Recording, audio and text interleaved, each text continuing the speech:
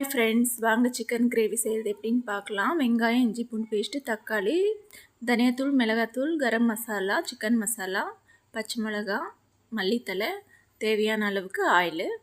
ஒரு கடாய் வச்சுட்டு நம்ம ஆயில் ஒரு 2-3 ஸ்பூன் ஊற்றிக்கலாம். கருவேப்பிலை, பச்சை மிளகா ஃபஸ்ட்டு போட்டு அதை வதக்கிட்டு அப்புறம் வெங்காயம் போட்டுக்கலாம். வெங்காயமும் நல்லா வதங்கி வந்துருச்சு. இஞ்சி பூண்டு பேஸ்ட் போட்டுக்கலாம். தக்காளி போட்டுக்கலாம். இதெல்லாம் வதங்கிந்து அந்த மசாலா பொடி போட்டுக்கலாம். ஒரு கப் தயிர் எடுத்து வச்சுருந்து அதையும் சேர்த்துக்கலாம். நல்லா பாருங்க, இது நல்லா வெந்து வந்துருச்சு இந்த மசாலா. மஞ்சத்தூள், உப்பு ஆட் பண்ணிக்கலாம். இப்போ நம்ம சிக்கனை சேர்த்திக்கலாம்.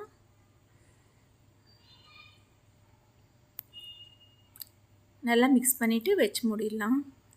பாருங்கள், இந்த மாதிரி சிக்கன் கிரேவி நீங்களும் செஞ்சு பாருங்கள், ரொம்ப நல்லாயிருக்கும். என் சேனலுக்கு எல்லோரும் சப்ஸ்கிரைப் பண்ணுங்கள். யாருமே சப்ஸ்கிரைப் பண்ண மாட்டேங்க, அதே பேஜாராக இருக்குது.